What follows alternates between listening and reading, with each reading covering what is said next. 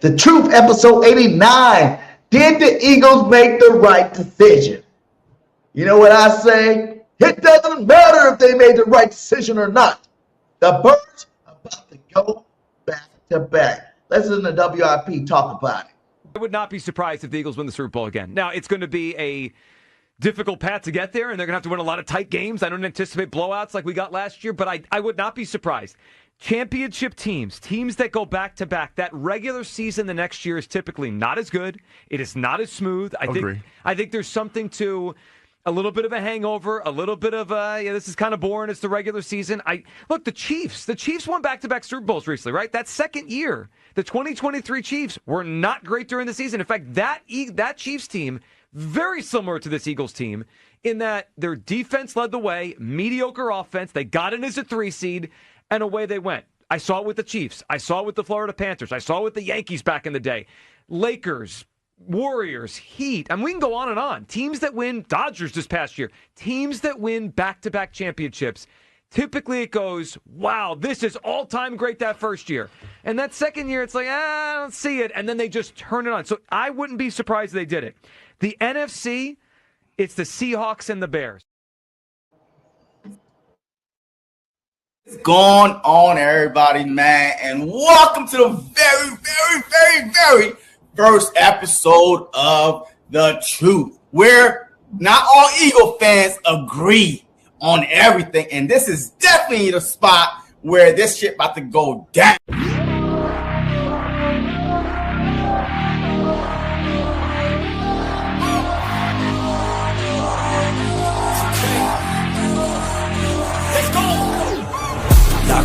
Gotta stay locked in, dogging. Gotta ball out like Robin. Straight to the top, I'm all in. Ordinary's like a toxin. I don't wanna be like Robin. I just wanna lead, no watching. Fuck caution, I ain't gonna be common. I got the confidence, I got mine and shit like I'm the baddest bitch in the club. I'm here for dominance, I'm being honest, that's what I want. I'll never give up, I want the whole place sold out. My name in every mouth. You know I'm after this shit till the world say my motherfucking name. Say my name. Say my motherfucking name. Say my. You know I'm after this shit till the world say my motherfucking name. Say my name. Say my motherfucking name. Say my. You know I'm after this shit till the world say my motherfucking name. Driven by fire, driven by fear, never get tired, no I'm still here. Fell to the cracks, now I'm shifting gears. 10 years in, are my moments here. Waiting my turn, now I'm hot in demand. Slept on a kid, but I had bigger plans. Stayed low key, but I still hit drive. Give me one shot and I'm coming alive. Names on the last second, taste it. Gunning for the top, no limitations. From the basement, no hesitation. Flipping on my L's with straight motivation. Ain't no quitter, I'm built for the grind. Pressure makes it.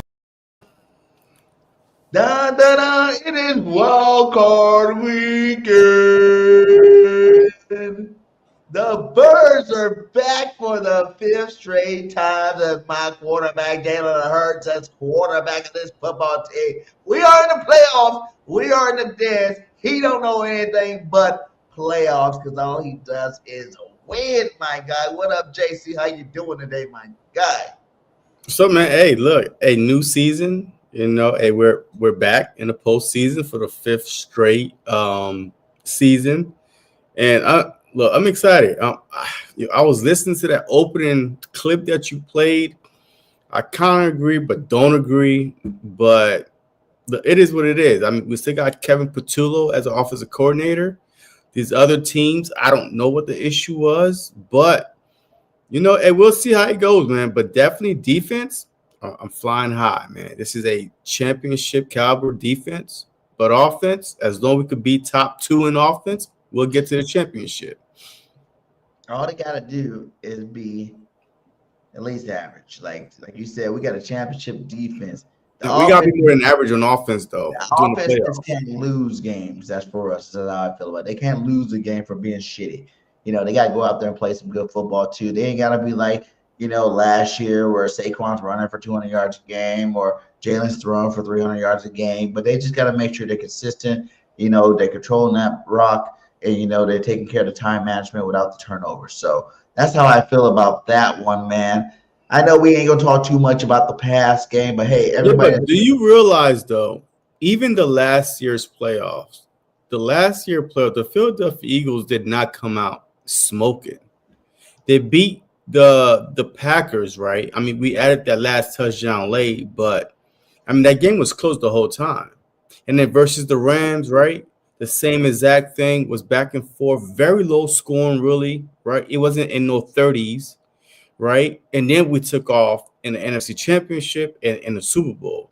So as long as we could outlast these teams that the 49ers, and if we move on, then hopefully the Rams, because I'm banking on the Packers, it being the Bears, but it is what it is. But look, we just got to outlast these teams. But our defense, I feel like our defense right now, over the past 8 games, they've been the best defense in the NFL. You know what I mean? Allowing a measly 15 points a game. So, I mean, you could win a lot of ball games like that. So, all right. So we're not going to really discuss last game because everybody know Commanders beat our backups. Okay, everybody's seen that. Everybody know about that. The biggest question is, was it the right decision? How do you feel about that being a decision? They let Smitty play to get his 44 yards to become a 1,000-yard receiver again, third time. That he was a 1,000-yard receiver, him and AJ third time together, the two double 1,000-yard receivers on the Philadelphia Eagles. But they didn't do it for Saquon last year. I know he needed 100 yards. But they didn't do it for him last year. Nick did do it for, Devontae this year. How do you feel about that? And how do you feel about the overall grand scheme of things, knowing that the Bears did lose to the Lions, which I think everybody kind of seen coming? How do you really feel about that? Do you care too much? Second, third seed? We could have played, the Green Bay Packers, but now we got the San Francisco 49ers. How did that feel with you? Okay, so let me go backwards, reverse order, because we remember – who did I told you that I want us to play the first round? Who? If you remember from last week's show, what team I told you I wanted the first round because I didn't believe them? Did you say Niners? The 49ers. The 49ers was my team that I want them to come to the link because I don't believe that defense is so banged up. Like that defense is banged up from the defensive line, from the linebacker position. We could exploit that team. And we know how we play against bad defense. Man, we show up and show out, right? And plus, Brock Purdy, to me, right, he's a little smaller, on a smaller size, height-wise. And you could get to him. And you could beat him up physically and mentally. Like you could get to him, sack him, like abuse his ass, right? So that's the matchup I wanted because I really think that the Packers and the Rams, yes, we own them, right? We own the Packers and the Rams, even in regular season and I'm in the playoff. But I think that those teams, at least for one game, could have gave the Eagles our better matchup because their defense are better than the 49ers. People are not looking at the 49ers defense. The 49ers defense is one of the worst defense in the NFL that's left. They're probably one of the worst defense that's in the playoffs right now because it's not their fault. They're just banged up. So maybe got more banged up. They lost another linebacker. Yeah, they lost another linebacker, and they went out and got our sloppy seconds and third with Kaiser White. It is what it is, So all right, so that's the answer to that. That was a matchup that I wanted anyway. So, but our backups could have beat the Washington Commanders with a little bit smart play calling, the 3rd and 1, the 4th and 1, and you throw it both times. McKee even admit, hey, I saw the coverage, but I figured I could squeeze it in there. So he saw that turnover was on him. So with all said and done, we still could have beat the Commanders with our backups, But the Lions, Bears. I mean, I thought the whole game. It was a tight, a 16-16 game at one point. So you never know what might happen, man. And then you taking the risk. How many Eagle players got injured that game? 3. 3 Eagles players got injured that game.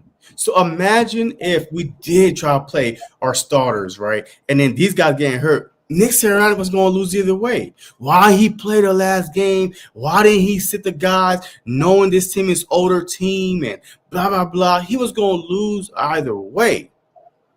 So I don't know, with that theory that people be talking about, the whole 3 people hurt. You got to realize these are 3 people that ain't played real football games for 17 weeks. Okay, and they're in there in a full action football game that they ain't played in 17 weeks. It's different when you're going out there. You ain't played nothing but some scout team, offense and defense for 17 weeks. You're trying to go play in full steam hit against starting caliber players or your backup. Of course, I think that's more likely if you get hurt than the starters that's been playing all week and going out there and getting hurt or not. You know what I'm saying? Like there's a lot more mistakes. There's a lot more, miscues. There's a lot more, not understanding how you're being blocked, how you're getting hit, things like that to really, clarify that. I don't really feel that, those players got hurt because, it's weeks 18 versus the Commanders and anybody would have got hurt in that situation. I just feel like, those are inexperienced players out there. So let me answer your first question, the last, point. So Saquon Barkley, yes, we did not go for the record. You know why? Because we would have had to start our whole offensive line. We would have to start our whole offensive line to block for Saquon, and who knows, right? First quarter, second quarter, and beyond to get that 100 yards. Especially you playing a divisional rival the last game of the season. They don't want him to break the record on him. So anything could have happened, but you have to start more people besides Smitty. Right, you hike the ball, you throw to Smitty. You don't got to start your whole offensive line. You just need enough time for the blocking to get there and for the ball to go out to Smitty. So that's the biggest difference, right? Between just starting your whole offensive line where Lane Johnson, he hurts almost every freaking game, but he just got, I'll try to gut it out. Dickerson been hurt all season. Cam Jurgens been hurt all season. So to me, those make sense to sit these guys down. Just give them a whole full week off, maybe 2, 3, Elaine Johnson case. So absolutely the right decision. And I hate the fact that the same people that was the Eagles went on the road. Their biggest wins are against who on the road? This year, Bills, the Chiefs, the Packers. Look at the Rams was at home. The Lions was at home. Oh yeah. So what I mean? So those are 5-3 against teams or something like that on the road. We went to the Vikings, you know what I mean? But but we still went on the road and beat these good quarterbacks at their house. As a matter of fact, hard places to play, by the way. Arrowhead, nobody wins at Arrowhead. You know what I mean? Lambeau Field, nobody wins at especially on a Monday night, I think it was. Nobody wins in Lambeau Field, you know what I mean? And then we went to Tampa Bay. We beat Tampa Bay at that stadium during the heat. So we went on the road and beat better teams and better quarterbacks than trying to go on the road and possibly beat, everybody is banking on the Bears winning. Oh, Nick Sirianni is so dumb. I kind of figured that they were going to lose, considering the way that the Lions. No. This playoffs. The only reason why, the only way we don't have back-to-back home playoff games is if the Bears win. Yeah. The Packers should have beat the Bears both times in the regular season. Remember that. I do feel like that. Forgetting that. We're going to get to that part, but I do feel like what you're saying right there is true.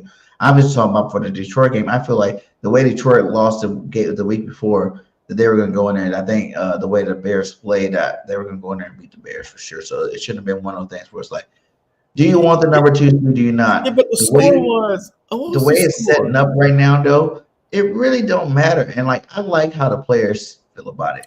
You know what I'm saying? They're all sitting there very confident and high. It's like, it doesn't matter home or away. We got 4 games, okay? And we got to win these 4 games because that's our goal, period, is basically what they're saying. And they all appreciate the fact that they all got healthy, and it's not the first time we used the last week of the season for a bye, We use it every year.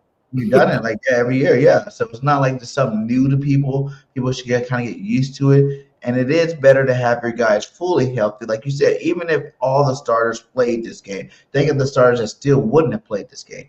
Lane Johnson wouldn't have played this game. N'Kobe Dean wouldn't have played this game. There would still be starters that are very impact players that wouldn't have played this game. So you're not even playing at full strength for a meaningless game against the Commanders. Like you said, our backup should have won that game. You know what I'm saying? We could have won that game. The We score were was the winning exact that same thing. game. I thought we won the game to the point where I think in the third I got to sleep for a little bit. You know what I'm saying? I was like, all right, cool, whatever. The backup to plan, Commander suck. You know what? It is what it is. And then I was like, what the hell just happened when I, popped back up a little bit? And I'm like, what the hell?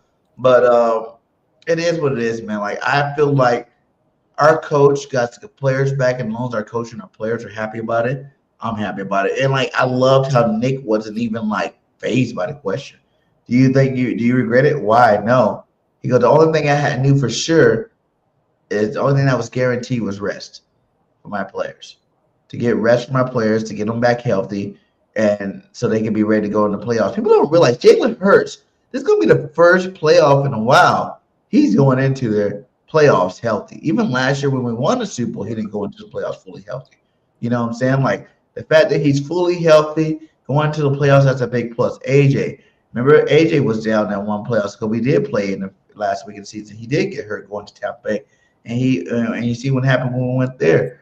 So the fact that all of our players are going to be healthy going into this playoffs is nothing but a plus. And I'm happy that he did it, man. I know Eagles fans want to go crazy, but like people don't realize we are undefeated. I mean, we went back to back. We're the only team out of all these playoff teams that are back to back champions, division champions. You know what I'm saying? We're the reigning Super Bowl champions. And I'm not scared of nobody in these playoffs. We don't go down my playoff bracket in a while, but I'm not scared of none of them, man. Like we can beat all of them, we can lose to all of them. You know what I'm saying? Like it's just that simple. And at first I did want the Packers because the Packers are beat up, but then I realized the Niners. When I watched that Niners Seahawks game, the Niners gave their all in that game. They maxed out in that game to try to win that game to become the number one seed, and they end up hurting like a couple players and still losing. So when you look at that, and a good defense, like I told you last week, a good defense will beat a good offense any given day. Any given day. So, and the Eagles are better on the road this season than they are at home. The Eagles won 6 games on the road and 5 games at home. Like, I mean, those are facts, right? You can't debunk facts, right? We beat the Chiefs at the Chiefs. We beat the Bucks at the Bucks. Yeah. We beat the Vikings at the Vikings. We beat the Packers at the Packers, and we're the only team at the Commanders. We beat the Bills at the Bills, right? So yes, it doesn't really matter. It's not like we're 0-6 on the road. No, we're 6 wins on the road and 5 wins at home. And the fact that we had, we beat a lot of playoff teams, and we're the only team to ever win the Super Bowl to come back the next year and not have no back-to-back home games at all the whole season. Like the schedule was a little hard. I mean, look, I'm not gonna lie. I mean, nobody is gonna say that the schedule wasn't hard. I just think, once again, I keep repeating this every time. I just think that the teams that we should have beat and the teams that we were up on, like the 21-0 Dallas, when we should have beat that one, right? The 18 points in the fourth quarter, we up on Denver by almost freaking 3 scores. We should have won that one. So those are the type of losses people's like, damn. So the schedule really is really irrelevant when it comes to you watching the season and say, damn, we could have had 2 more wins because we were up 3 scores on these teams that they came back and we lost against, which is very, very uncharacteristic of the Philadelphia Eagles losing when you're up by like double digits like that, especially in the fourth quarter to Denver. You know what I mean? Like, it's just crazy to me. But those 2 games right there, and that's what people are more disappointed by. Not the strength of the schedule, is the type of losses, how we lost them. So were you at all a little concerned about still KP's play calling? Because you see Tank Disby was out there bowling, and then he stopped getting the ball. That play calling, that was the one. Saquon starts out hot, and he stopped giving Saquon the ball. And do you think does that concern you at all going into this game that KP still hasn't got it right? I think because the playoff is won. All right, so, okay. This past game to me was a preseason game, and you saw how KP called the game. It was 1-man route, 2-man. I'm like, oh, okay, well, this ain't gonna be it, right? So I feel like because this is a one and done, right? If you lose, you go home. If you lose, hey, this is it. You're looking for the next job. Hey, off season begins. I feel like that just like Kellen Moore, a little bit like Kellen Moore last season, we saw in the playoffs where it was a little bit more wide open. The Dallas Goddard, that play that they've been using all season long, that started in the playoffs last year, right? The bootleg to Dallas Goddard and using him, that started in the playoffs last year. It wasn't there throughout the regular season. In the playoffs, that's when Dallas Goddard, he started going. So I really feel like because this is a one and done scenario, that Kevin Patullo and Nick Sirianni be like, hey, this is working. Keep doing it until they prove to stop it. I don't think we're gonna see some one man routes. I don't think we're gonna see that one man route shit no more. I just think that this is gonna be a little tighter playbook. Let's pick our best 20, 30 plays that work throughout the season, and that's our playoff. That's our playoff playbook. Yeah, I can see it too. Like people that are a little worried, like I kind of do because but like you said, like they kind of coached it preseason. You know what I'm saying? Like shout out to the High State 808 from Hawaii. Salute to you, my guy. Thanks for supporting the channel. He up late. Yeah. Or early. I don't even know. But like you said, even Vic Fangio ran I think they said he ran a 4-3 defense or a different defense that he don't normally really run because there was 4 down linemen like every single down. And it wasn't like the normal Vic Fangio defense, and they still got pressure. They still did what they had to do. I think I liked seeing Jordan Davis playing. I liked seeing, you still have BG out there playing. And let's talk about our boy Jalen Hunt. Jalen Hunt is the first Eagle to lead the team at the end of the season in both sacks and interceptions. Come on, talk to me, JG. Remember when we drafted Jalen Hunt? Half of Eagle Nation didn't know who the hell this guy was, and why the hell did we draft some kid from Christian something, Michael or whatever the hell he came from, and he even be a producer on this football team, and now he done led 2 years later lead the team in sacks and interceptions. He had a nice pick in front of Deebo Samuels this last game, man. How do you feel about that? And get some love, Hunt. I mean, look, he's a former safety, man. He's a former safety, so he knows. Hey, don't be fooled because he's 6'3", 200, and 6'3", 252, right? He's 6'2", 252. But just like we see some tight ends that used to be quarterbacks transition into the NFL, they could read the defense a lot better, right? Than some regular tight ends, But this dude was a safety, so I mean, his ball hawk skills, he's not a regular edge rusher. And we didn't draft him to be a regular edge rusher. And you can see how Vic Fangio is using him all over the place, right? To lead the team in interception and sacks for an edge rusher is unheard of. I've never seen that in the whole NFL. Whole NFL. Matter of fact, I think the year Hutchinson. Why did they say just the Eagles? Is that that's not an NFL stat to lead your team in sacks and interceptions, period? Well, because Hutchinson did it like his rookie year, he was definitely had 4 interceptions as an edge rusher. I mean, he was picking off the ball, right, as an edge rusher, right? So, there should have been an NFL record, whatever, but I don't really know. Nobody is really talking about it. But definitely, hey, this is a big thing for Vic Fangio because now you could literally put an extra defensive line on the field and possibly make Jalen Hurts one of those hybrid linebackers / cornerbacks. I'm gonna give you one, D. I'm gonna give you a Hunt jersey for sure. The way he playing, he keep playing like this in the playoffs. And the thing is, he's gotten better every year he's played. Remember how that was? This is second year. I mean, it's second year. Sweat though. Remember how it was for Sweat every single year, and even him not being on our team. Sweat wasn't like this though. Now Sweat wasn't like this. He was literally slow. He was really, really slow his first couple years, right? Bigger. Huh? Wasn't Sweat bigger? Possibly, but the problem is this: your Josh Sweat was just a straight edge rusher, right? A Josh Sweat right now, he's what 6'5", 265 right now. And still, what, one of the top 3 in sacks this year? Who?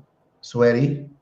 I would say top 5 for sure, but not top Cardinals. 3. Like, he's still getting good, better and better. So it's like, I'm just saying, like, this guy right here, he's on the team. He went from barely getting any snaps his rookie year, getting a little bit more snaps last year, and now getting a little bit more snaps with actually producing with those snaps. He's actually leading the team in sacks, leading the team in interceptions. Wait, this is Jellick's second year. It's not third year. Wasn't he a rookie last year? Last year. He was a rookie last year, wasn't he? Was it? I thought it was the second year last year. He's 24 years old. I could have sworn he. Am I mistaken here? Yeah, this is his second year. He's not been 2 years. Yeah. Last year he had 15 tackles, just 9 assists, 1.5 sacks, and then this year, like 28 tackles, 6.5 sacks, and 3 interceptions. Yeah. Huge jump. What does that say for your defense, though, man? What do you? Okay, so 3 interceptions and you lead the team, or you tied with the team? What does it say about Quinyon Mitchell's hands? Well, Cooper DeJean. Cooper DeJean. Because where's his facts at? We went the whole season again without him. Yeah. Without but that means that they're not getting thrown to a lot. And a couple of DeJean interceptions got called back because of penalties, holding penalty, because he could have had 3 interceptions. Like easy. What, he got 2? Who, DeJean? Yeah, he should have like 3, 2 or 3. I guess if Hunt got 3, he's leading the team. Then either he's tied or he only got 2. But I feel like DeJean gets it when he needs to get it. I'm not really too worried about him. He know how to intercept the ball. I was talking about Q specifically on that because so these are the people that have interceptions on the Eagles. Zach Bond got 2. DeJean got 2. Blankenship got 1. Jihad got 1. Adoree Jackson got 1. Jalen Hunt got 3. Andrew Makuba 2. Got 2. Yeah. And that's it. Man, hey, we only got 12 interceptions. That's horrible. We got 12 interceptions. How many fumbles? Total fumbles, 11 forced fumbles, and 9 recovery. So, I mean, hey, we only got like 12, 9, 21 turnovers? Like, that's kind of bad. That's not as good for a team like that. That's definitely not as good as we normally do. Yeah, 21 turnovers, though. I mean, that's bad. I think the Bears got 4 guys with 4+ interceptions. They got 21 interceptions by them damn selves. Yeah. But this team is legit, dude. Like, and as much as I hate that he don't freaking got the interception, he's a shutdown corner because it's another season he go by without anybody scoring a touchdown on him throughout the season too. And that's huge praise. That's huge praise. Like, to be a cornerback shutdown, no 100-yard receivers, no touchdowns. That's what you want out of your number 1 cornerback, man, for sure. Look, just like Lane Johnson, when people say, hey, Lane can give a sack in 10 years. I don't want to hear that. Dude, I watch the games. And okay, so like the game for a touchdown. Wait, Creon Mitchell got beat for a touchdown, but then they called a pass interference. I remember that. Yeah. I was like, nah. There's a couple. I see Makuba, freaking Mitchell jersey chasing the guy, and he's in the end zone. So I don't know. But you don't know. He could have been chasing from a different spot. Like, that wasn't his guy. He was just trying that's pretty close to his spot. You got the Lane Johnson effect. Yeah. He got the Lane Johnson effect. Because I'm like, Huh? No touchdowns? You Who's sure? that on then? Who you Because gonna I give that watched to? all 17 games and I've seen a couple. Who you gonna give that one to? I'm But pretty it is what positive it is. on that one, but like they say, it's about what they say, not what we see. It's about what they say, and they say that the man has not given up one touchdown all year, and not even a receiver over 50 yards. So Bullshit. I don't know what they don't. Bullshit. Hey, yo, have you ever seen that little boy me like bullshit? Yo, that's yeah, I feel. Excuse me. Hey, this is bullshit stats, man. Some bullshit stats. But it is what it is, man. I mean, hey, shout out to them, man. Hey, they getting the respect they deserve by the league, by the players. So it's all good, man. You know, hey, hopefully in the the postseason, hey, that's when Q and Cooper DeJean and Reed, them boys could. We're gonna play teams that throws the ball, right? Yeah. I mean, if we're gonna play some quarterbacks, hey, matter of fact, just starting this weekend, freaking Brock Purdy will throw the ball. I mean, he'll give you opportunities. So, hey, we're gonna see.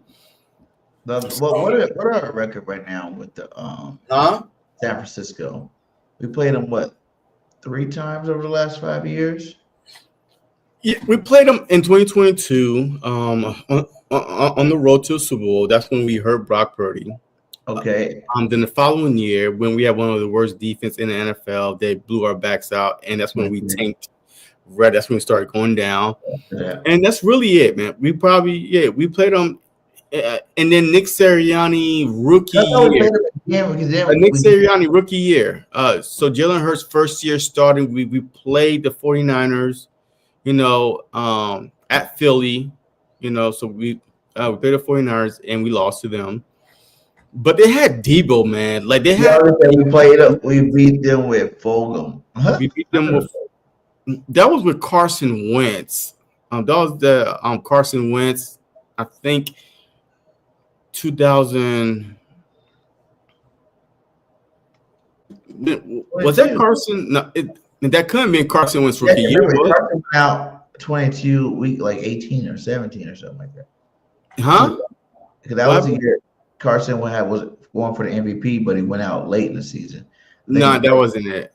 That wasn't a year. Nah, that was our Super Bowl run. That was 2017. That was 2017. So I think we probably beat them with Carson Wentz, maybe 2019 or something. Yeah, 2019, where 2019, where no wide receivers was over 500 yards. Zach Ertz, we made it to the playoffs. We beat the Cowboys to win the division. Yeah, that was 2019. So you know what I mean. So, but yeah, we did beat them.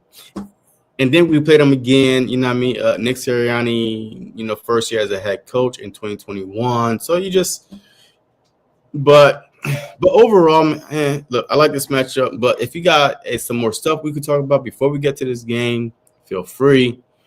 Yeah, we can talk about a couple more things. We can talk about,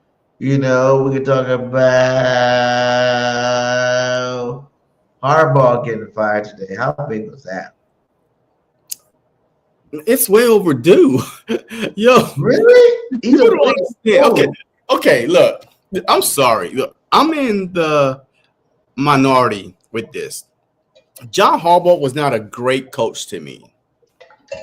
He was not a great coach. What are you talking about? He don't do shit. Wait. If fans are saying, what do Nick Sirianni do? What do John Harbaugh do?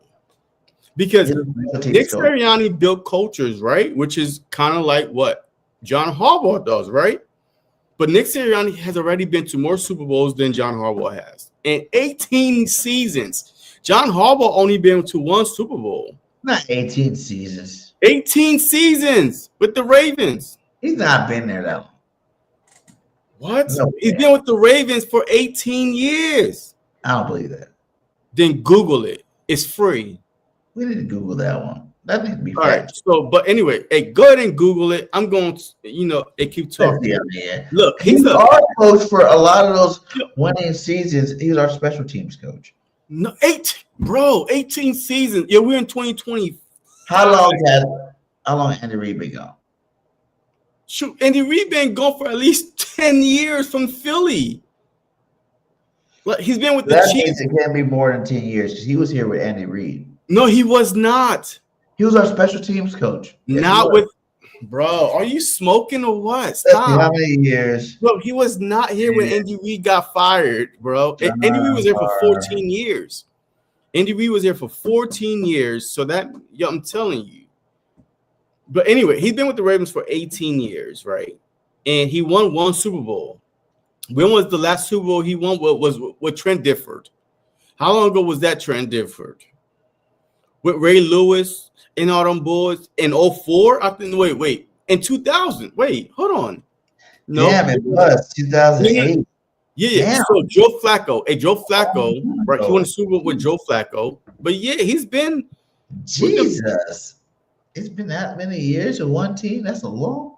Yeah, he was the longest tenure head coach remaining, and for one Super Bowl, right? And then he got the most blown double-digit lead in the second half out of NFL history. Come on, so what does he really do now? Yes, he gets his fault or is it Lamar Jackson's fault? Wait, hold on. Hey, you asked me, like, so I can't. So he's a good coach, but what does he do? People is questioning Nick Sirianni and he's goofy, but he's been to more Super Bowls than John Harbaugh. He's been to 5 straight. His winning percentage is higher than John Harbaugh was his 5 years in the league. I mean, so if we're complaining about Nick Sirianni, then we should definitely have a conversation with John Harbaugh. Because John Harbaugh had the number 1 defense 2 years ago and then goes nowhere because the Chiefs took them out at home. We had the number 1 defense. We at home, we go to the Super Bowl. So, like, every time we have the number 1 seed, we end up in the Super Bowl. So, like, I don't get it, right? So, we looking at the Ravens, as a complete whole team. But do you think he gets fired if the kicker don't miss that kick and they go to the playoffs? So even if they're one and done, do you think if they were one and done in the playoffs, the kicker doesn't make that kick, they make the playoffs? So say they would have played. Who are they playing this week? The Texans. The Texans. Say they go in there. I think they would have won the Texans too. The Texans would come to them. But say they lost. They're not beating the Texans. If the Texans beat them 42 to like nothing, early on in the season, they already played.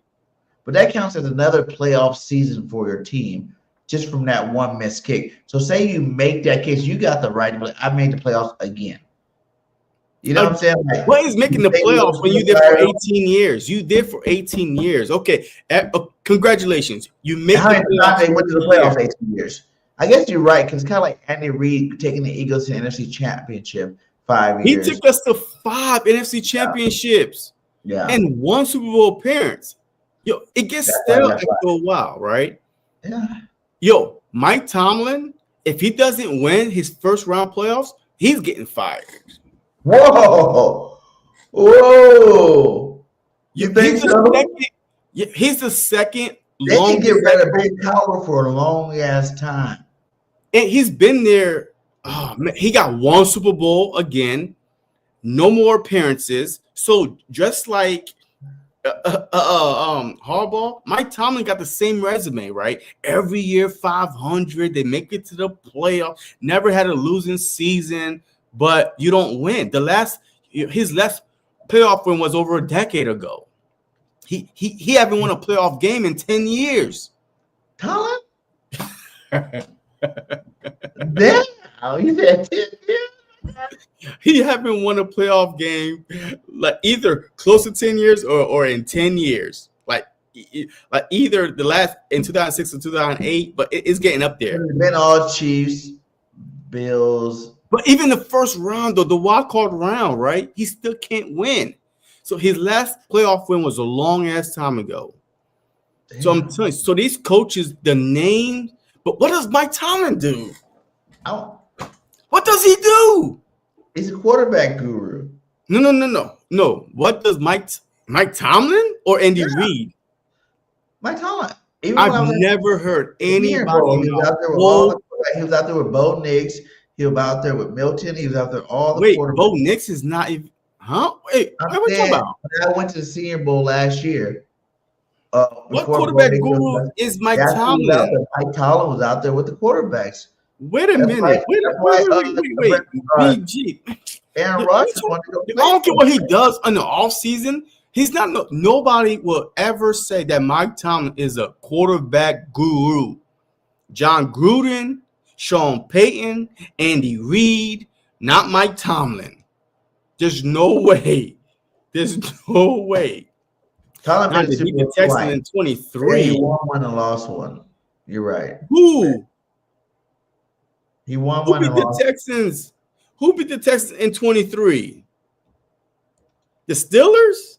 Yeah. Nah, that's impossible. No way. There's no way. What were the 2 years they went to the Super Bowl? It was one. When was the second year they went to Super Bowl when they didn't win it?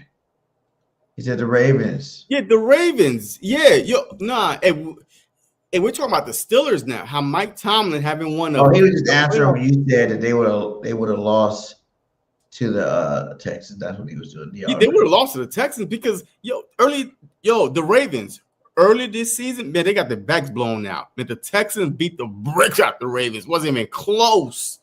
Like 42-17 or something like that. It was a bad ass whooping. Yeah, it was a bad one. That's weird. That's like another team that didn't seem like they were even doing that good this year. That are in the playoffs. The Texans? Yeah. They had so many people hurt. Oh, he said, oh yeah, they did lose to Green Bay. They lost to Green Bay in a Super Bowl. The Pittsburgh Steelers. So they've been in 2 Super Bowls. They lost to Green Bay, but how last long? time. Wait, wasn't that Aaron Rodgers' one win? Yeah. So once again, so when was the last time the Steelers won a playoff game? Man, and now Aaron Rodgers is on the Steelers. Let me see. A-Rod's on the Steelers now. And that's another thing I think they're gonna really push too. Like Aaron Rodgers, I think he's gonna make it. I think it's either gonna be. We're gonna talk about it later, but I think it's gonna be either the Steelers or the Patriots versus the Eagles in the Super Bowl. It's gonna be nice. But we will get to that breakdown a little bit. But yeah, tell me, out of all these playoff teams, so when was the last time the Steelers won a playoff game? The last time the Steelers won a playoff game was in 2017. My God, they beat the Chiefs 18-16. Huh? That's when we won the Super Bowl that year. Yeah, that's when we won. But hey, we're in 2026 right now. So this dude haven't won a playoff game in 8 years. Imagine that. You cannot be a head coach in Philly and not win a playoff game in 8 years and still be considered, oh my God, oh, how dare you fire Mike Tomlin? Hell no. If you don't win a playoff game this season, I promise you, he's fired. It's a conversation to be had. Let's put it that way. Especially when the Ravens job is open, imagine Tomlin coaching Lamar Jackson. Oh, but that's because he's a quarterback guru, like I said. No, because he liked Lamar playing style. Okay. You know what it said that John Remember Harbaugh with Cordell Stewart with Cordell. You know he already got an interview right now, John Harbaugh. Huh? Head coach. You know where he's got an interview to be a head coach at already? No, where? The New York Giants. I mean, look. I'm not. You want him to be in our division? Listen, look. I don't care. I don't care. John Harbaugh don't do shit but motivate players, if that. And build cultures, right? And build cultures. What does Nick Sirianni do? He built cultures, right? This dude is setting records for wins as a head coach. But people is still questioning him. So why are we so scared of John Harbaugh that couldn't do nothing with the number one defense with Lamar Jackson the past 6 years, with the number one defense, a top 5 defense the past 5 years? He couldn't do shit with him. And then you want me to be scared of him going to the Giants with that type of caliber of team that he had with the Ravens? I realize Giants were only this shitty this year because of the players being hurt. Think who they had hurt. They had Dart hurt most of the season. They had Scandrick, Scadaboo, whatever his name is, hurt season. They got the number one receiver, Neighbors hurt for the season. They had a couple guys on defense hurt for the season. So it's like they really were depleted as a team. You know what I'm saying? They still were able to get some wins out of there. You know what I'm saying? So I think with a good coach, you might change up some things. You know, he said depends on how bad Rodgers does if they lose. If Rodgers does good, then what he's saying that Tomlin's a good quarterback coach.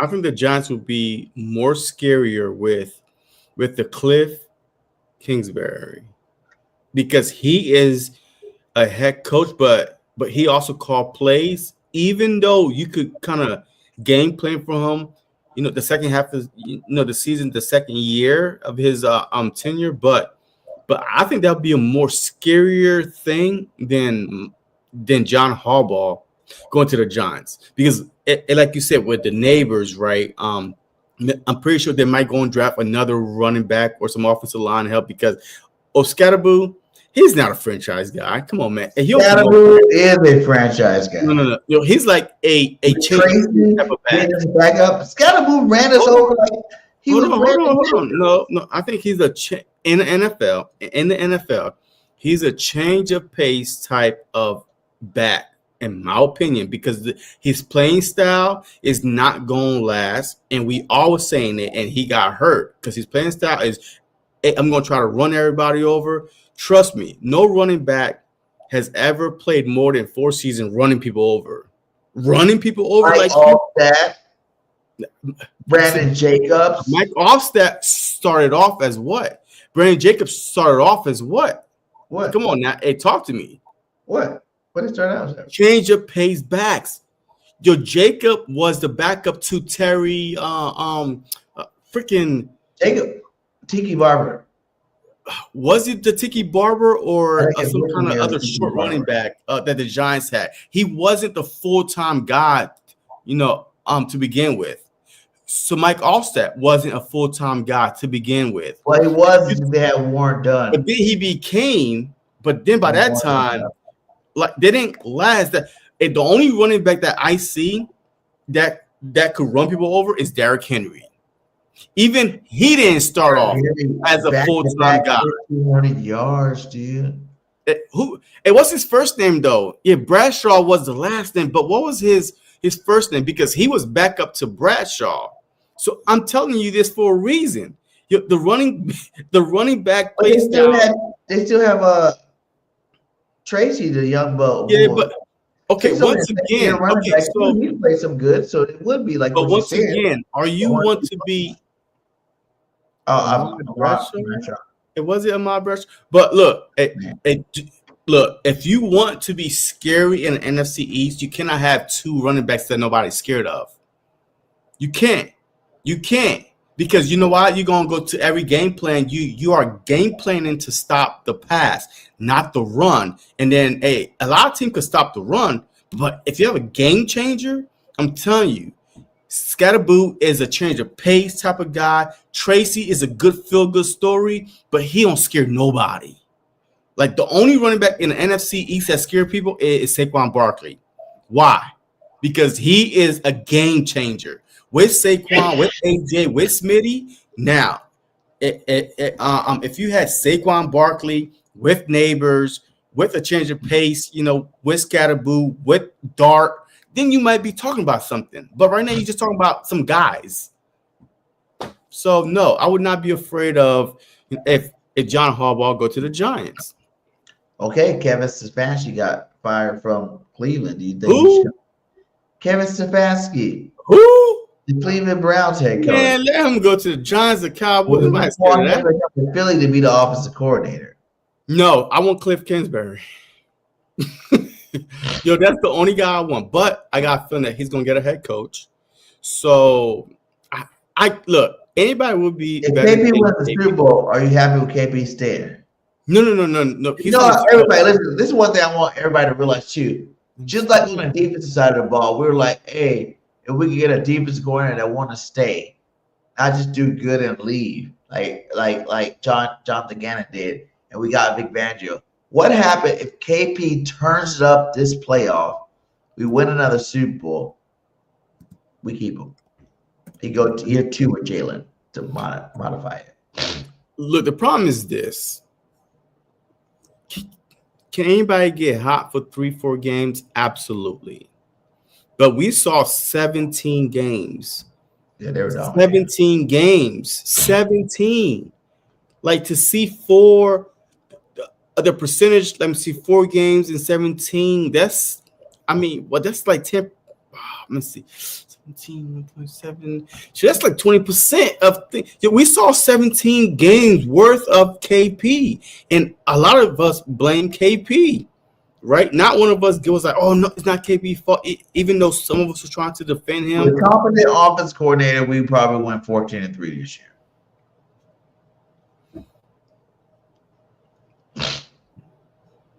Earth, Wind, and Fire, Bradshaw, Brandon Jacobs, and Derek Ward. Yeah. See, so once again, I mean, naming one big running back that start their career being the run over guy and lasted more than 4 years. I can't remember. Like, we don't have to worry about lasting 4 years. We got a lot. You said 4 years. He's only a rookie this year, so that's 3 more years of him being able to run people over. And he got hurt his first year. He got hurt his first year. He broke his damn ankle his first year. So, and guess what? When these injuries just started piling up, they pile up. But so Detroit fired their OC after one season, but I don't want no Detroit OC to. Yeah, but their OC got replaced because their head coach, he took over the play calling as the OC. So absolutely, so I can see that. OC was not Ben Johnson. You see, Ben Johnson got replaced, but Ben Johnson got a better record and is in the playoff, and Detroit isn't. So that was a good OC, and we had a chance to get Johnson. That'd be different. But I would want like an older offensive coordinator, like almost like a Vic Fangio type, but still successful, and calling plays. But I don't want no young offensive coordinator anymore, unless our head coach just start calling plays. Every year we're going to have to go through this. Every year, I'm sorry. Every year we're going to have to go through this because you strike while you hot. As long as you're on the Philadelphia Eagles calling plays, they make it to the playoff, first, second round. A Super Bowl, you are a hot commodity. So I want like a Greg Roman, right? And he old. Yeah, but is he really that good? I mean, he's better than KP. That's true. So, hey, shoot, how hard to be better than KP though? Ain't nobody gonna look for a Greg Roman to be a head coach, right? I mean, they might pick him for OC, but not no head coach. So that's what I want. As long as the Eagles keep picking these young hot offensive coordinators, we're going to go through the same thing every year. What about even like Nick Sirianni pulling Andy Reid? You know, Andy Reid was offensive coordinator for a long time, and then he gave up the reins. Actually, won some Super Bowl, but after I think their second Super Bowl, he started calling the offense again. You think that you could see Nick Sirianni recalling the offense again? But the problem is this. I mean, he might, but we got to give him some time because Andy Reid was a quarterback whisperer, right? I mean, McNabb and Andy Reid made magic together with less talent, right? Not one top 20 receiver we had on Philadelphia Eagles before T.O. got there. Not one top 50 wide receiver. Not one top 100 wide receiver before T.O. got there. James Grass was legit. Yeah, his name says it all. His name says it all. Jason Lewis was the best slot receiver in the game, my guy. All right, okay. Hey, you could convince yourself that, but no. Look, I can see Nick Sirianni. I mean, I could see this. Harry Rose been saying, "Look, man, we cannot keep every year hiring these, office coordinators and replacing them and expect to start all over again. So I need you to, to call plays." And Nick Sirianni could call plays. Remember, he was a pass Kevin Curtis, DeAndres. Kevin Curtis, Waller. He wasn't top 20, 50, or 100. I think that 1 year with us, what? He went over 1,000. Yeah, with the Rams. No, with us. Yeah, I don't remember, but it's only 1 year. Yeah, so look, I don't know, man. As long the Eagles are successful and we hire some young offensive coordinators, unless they are willing to just wait and be They patient and strong just stay with for you. 2-3 years. But man, I don't know. But all right, let's talk about You the don't think 49ers. he's gonna do it? You don't think he's gonna do it in the next year or two? Um, I don't see it happening. It's kind of setting up for it if you look at it. Because you look at it right now. He got KP in, right? He let KP do his thing. It sucks. At the end of the season, this is the first time at the end of the season, he's like, oh, well, I'm gonna be more in that room now. I'm gonna start controlling that. So if the offense does look better and we does win another Super Bowl, maybe he gets enough confidence. Because sometimes you gotta rebuild your confidence again. And then next year, when we let him go, we just, maybe what's that quarterback coach that came from college that we really like, Leckler or something like that. We promote him to OC, but Nick's runs the offense next year again. I mean, hey, maybe. I don't know. I mean, maybe. Let's go with the playoff schedule. This is what's going down, man. Tell me, looking at this, who is the biggest surprise for you? First off, what team AFC, what team NFC is the biggest surprise that have the record they have or even made it to the playoffs? All right, my biggest surprise in the NFC with the record they have is the Patriots, right? I mean, with that team, I didn't see them getting good that quick, especially from watching them last year where Drake made the same quarterback, but of course a different coach. The Chargers made the playoffs before the Bills, of course, the Jags. I watched Trevor Lawrence come back down and win a playoff game versus, I believe, the Chargers, whatever. The Texans was in the playoffs, the Steelers, of course. So my biggest surprise from the AFC has to be the Patriots, 14-3. I mean, listen, the quarterback might win the MVP, right? I mean, it's between him and Matthew Stafford.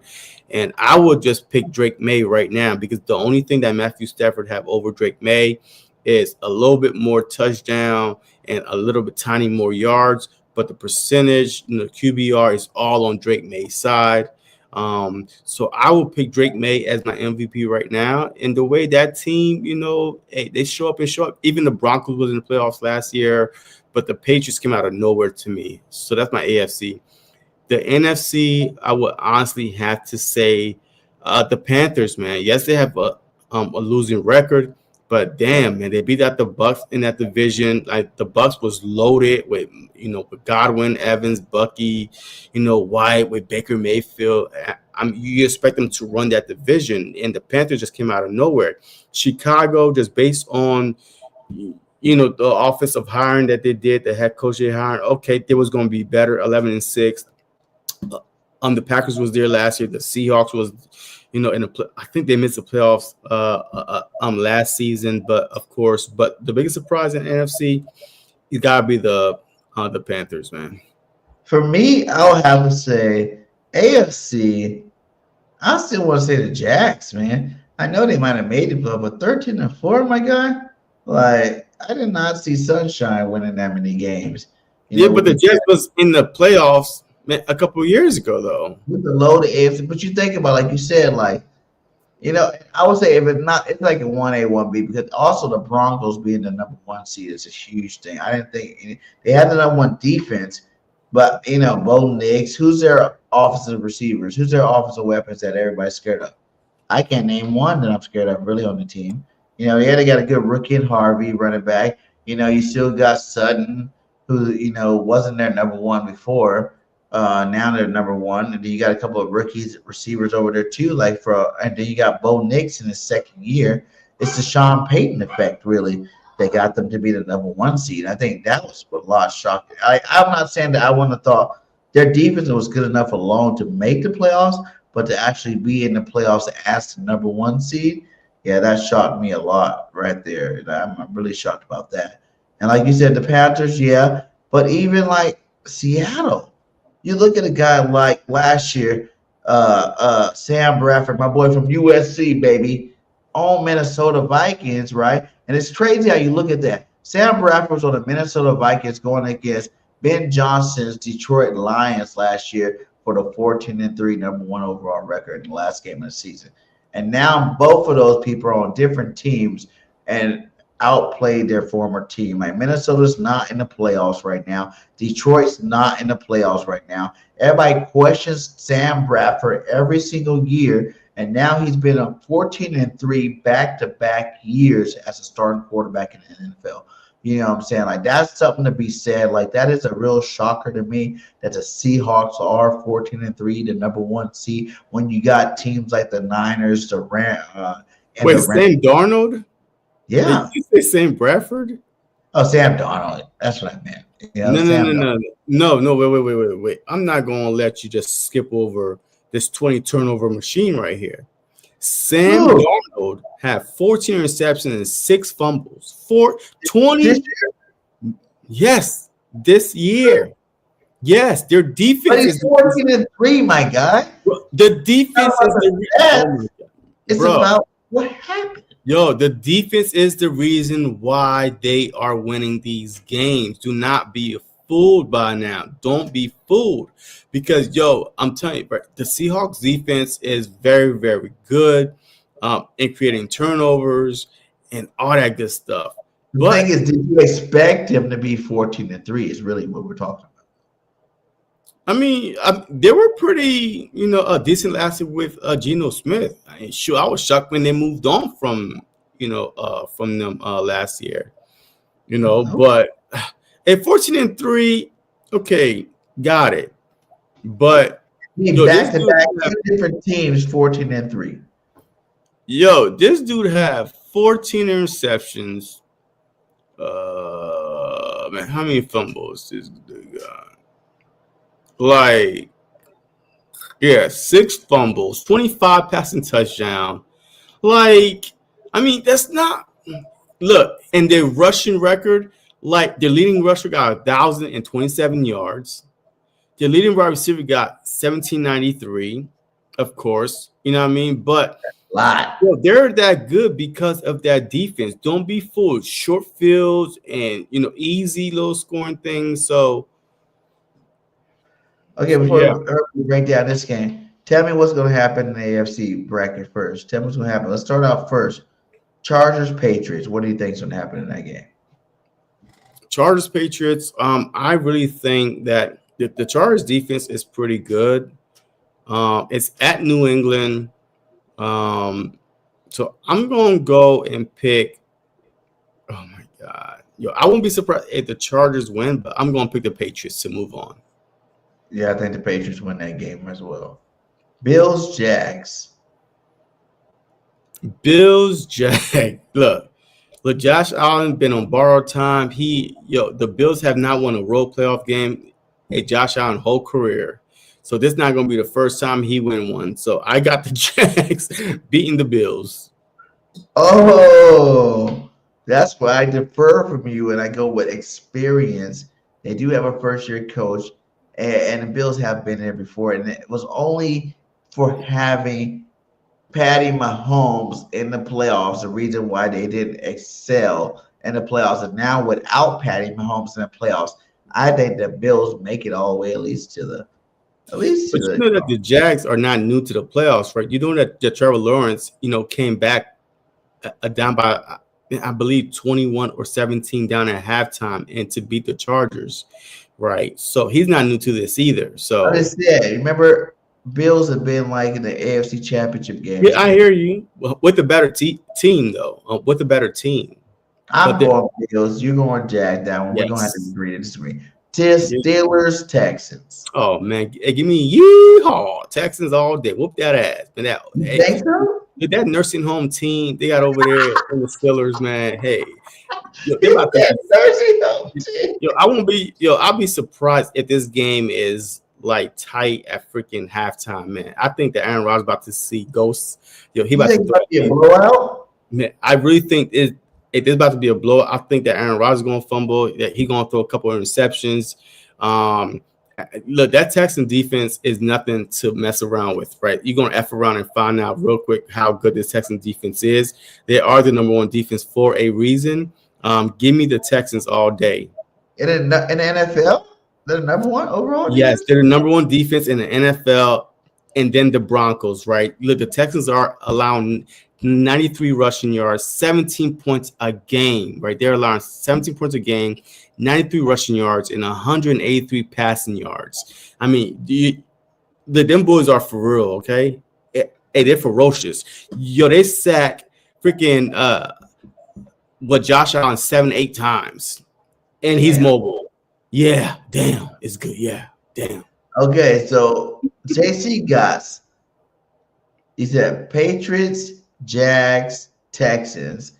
I got Patriots, Bills, Steelers. I think this is the Aaron Rodgers retirement, tribute season where he might not win the Super Bowl, but he's gonna make it deep into the playoffs. He's been hot at the end of the season, and I think he's. So you mean to tell me that he got really lucky? He got luck with him. Luke is the reason why this is an Aaron Rodgers retirement season, huh? Okay, got it. Let's go Packers Bears, baby. Who's gonna win it? I think they're 1-1 in a season. This is gonna be the third time they're playing this year. Division game. Everybody knows division games can go either way. Who do you got going there? I got the Packers. I believe that the Packers overall, with the experience, right? You talking about experience. The Packers are an experienced team. They've been there, done that with Jordan Love, right? And they should have beat them twice this past year, this past season. The Bears got lucky to beat them the last time. I got the Packers. They have Michael Parsons in those games, though. No, they did not. Michael Parsons did not play the last game that the Bears played. No, they did not have Michael Parsons. That was the game the Bears won, though, right? They won it without Michael. Yeah, with the low luck stuff at the end, like I said. You know what I mean? The Packers should have been 2-0 versus the Bears this season. But the problem is people don't realize is this. The Bears defense, look, the Bears defense is relevant only because they cause turnover, right? The Bears defense are the number one, plus 22, 23 interception, 10 fumbles, right? They forced 23 interceptions. They forced 10 fumbles. There are plus 22 differential in that one, right? But the problem is their defense, though. Their defense is not even top 10 in the NFL. The Bears defense is the 32nd, 31. The 29th ranked defense is the Chicago Bears defense. 29th ranked defense is the Bears. The Bears, but they're number one in turnover differential, right? 23 interceptions, 10 fumbles, but overall, they are the 29th ranked. The Dallas Cowboys are the 30th. Think about that. Damn. Yeah, damn is right. Do you think Diggs to make an impact at all on the Packers? Their secondary is trash. The Bears' defense secondary is trash. Oh, I'm saying for the Packers getting Stephon Diggs. His brother, Trayvon Diggs. No, I don't think so. I mean, look, I don't know why they picked him up. Maybe because of injuries. I would want to pick him up. Shit, I think he would have been better than Adoree Jackson. Adoree Jackson actually had not been the problem the past 5-6 weeks. So no, I would rather not mess with something that's working right now. But overall, I don't really think that he's going to have issues. As a matter of fact, he might be exposed a little bit because he's one of the worst zone, corners in the NFL. He get burnt, especially this season.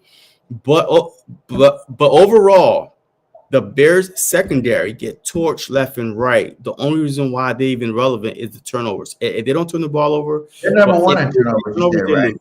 Number one in turnovers, right? They are number one in turnovers. The Texans is number 2. And how much isn't Love a turnover machine over there for quarterback? No, he's actually pretty good. So Jordan Love this year has he has 23 touchdowns, 6 interceptions. Any fumbles? Let me see. He has a couple, but I don't see as much. Wait, hold on. Yeah, he got 3 fumbles. So he said 6 interceptions, so only 9 turnovers. That's not bad. Yeah. Do they 22. have is Jones, not Aaron Jones, who's their running back again? Jacob. Hey, Josh Jacob? Jacobs got 3 fumbles, 13 touchdowns. Yeah. Okay. So I do agree with you right here. I do think the Packers win this game because, just like how Minnesota, Detroit choked it away last year. Ben Johnson's a great offensive coordinator, but I do think I don't know why I'm talking about Ben Johnson. Yeah, because he's on the Bears. I do think the experience of the Packers coach there, LaFleur. Is that his name? LaFleur? Mike LaFleur? Yeah, Matt LaFleur. Matt LaFleur. I think his experience in the playoffs probably helped get him over. I'm not saying it's going to be a blowout by the Packers. But I do think the Packers win that game. All right, this is a eye-popping stat for you, right? Caleb Williams, 27 touchdowns. That's pretty good, right? Yeah. 7 interceptions. Okay, that's not bad. 7 fumbles. Damn. 7 interceptions, 7 fumbles. so I think the Bears is going to get too cute, just like Ben Johnson, right? He likes to get too cute at the worst possible time. And I see the Packers winning this game on the road, division rival. Hey, that's good, especially when the Bears was the last one that won the game. So now, hey, at 1-1, the last one that won, hey, now they're pissed off. So I look. They're not the Eagles. There are very few teams like the Eagles that can go beat good teams 4 times in a row like we do. Let's go Rams, Panthers. Are the Panthers change their vote? See, I know I could convince people because I speak facts and stats, right? I know I could change people's minds, right?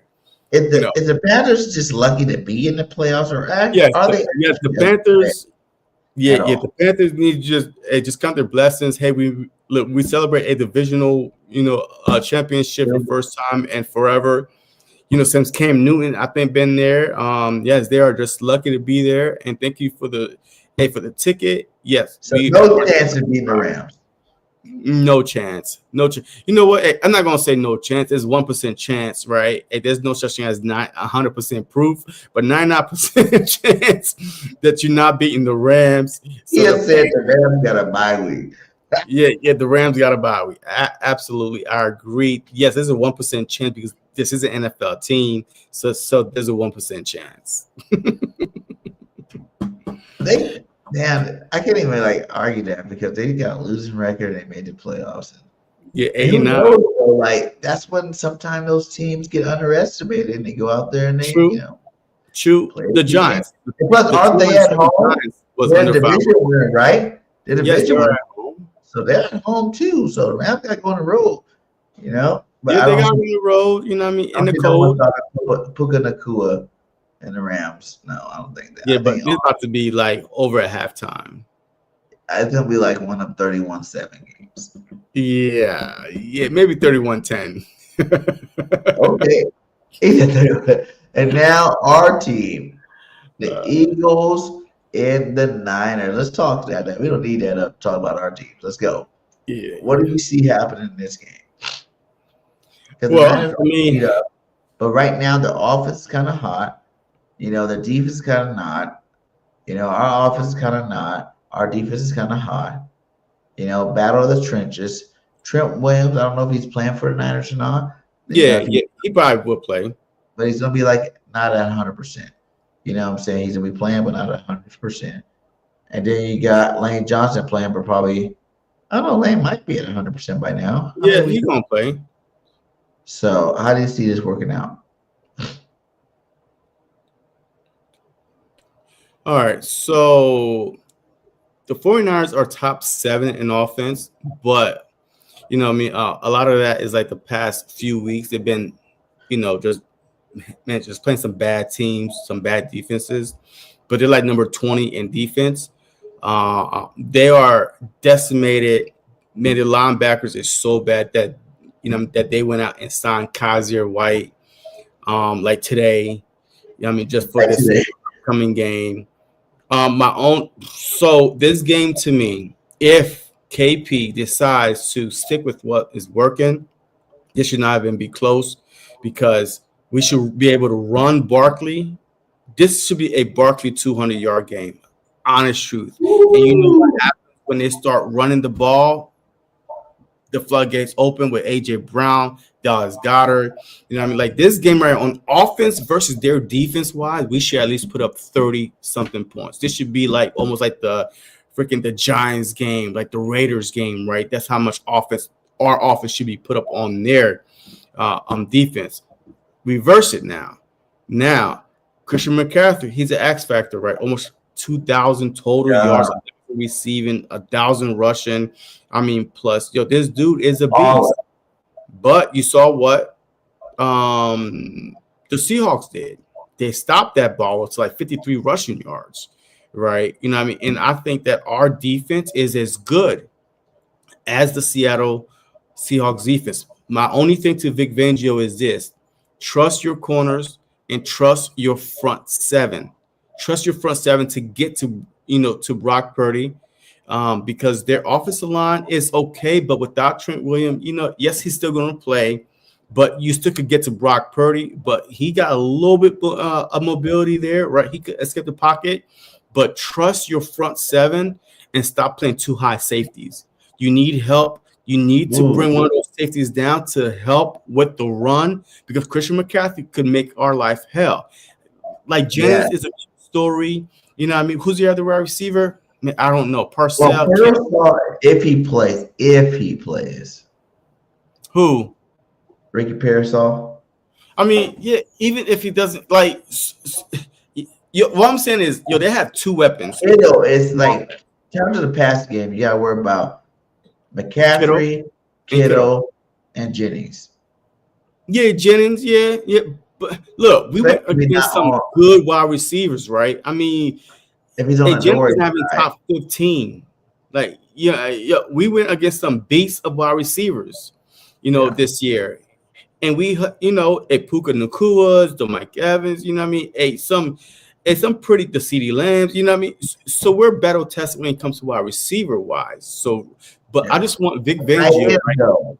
Because that too high safety could really, really hurt us, because we need a lot of people within the 5 to 10 yard line to help stop with the run. So that's why you gotta trust your corners. You have to trust Q. You need the gene to play on Kittle. I mean, that's if they don't play three wide receivers. If they play three wide receivers, then like you can throw someone else on. That third receiver is not going to be as good as Kittle. Well, let's talk about realistic, all right? Shit that's going to happen right now. And you hypothetically, no, that's not happening because you cannot just insert a new guy that haven't played all year and say, hey, you know what? Let's put you in the slot, and then no, you cannot change the whole game plan. Just keep what's working, and just bring a little help. Just bring your extra, a safety down. That's all I'm saying. The too high safeties, when teams see too high safeties, it's a run all day. I'm not an NFL guru or head coach, but I listen. Too high safeties. Oh shit, let's run the ball. And this is the wrong running back to try to play too high safeties against. So why not just load the box? You trust your corners and see what happens. If you get beat one time, then you adjust. Do you trust your safety and linebackers? Because yes, we might get Dean back. But Dean's not that great in coverage. You know what I'm saying? But who's our other safety besides Blankenship? Who's going to be the starter this week? Epps. Well, he's been playing.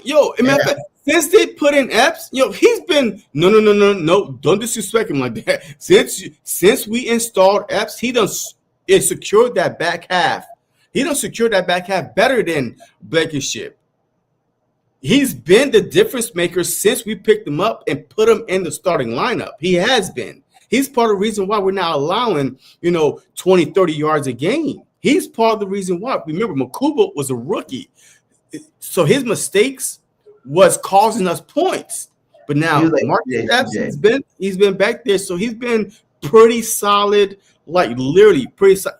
Even when Brandon Brooks, he caught that ball. He was right there. Like, you know what I mean? Like, that was a great catch versus the Bills. Like, he was right there. He wasn't like, he was all burnt and stuff like that. No, he was right there in coverage. He's a veteran, a 10-year veteran. He's been in the league. He's been in different systems. He won a Super Bowl with us.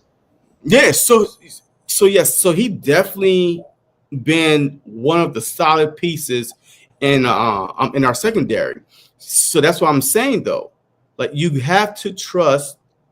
You have to bring some help, at least a little bit, right? Bring Blankenship down to help stop with Christian McCaffrey. Christian McCaffrey is the only player on that team that could destroy this game. The only player can destroy a game. He's no, done no, that no, before. no, Kittles no, have no, destroyed games before. no, no, 100 yards, 3 Not like games.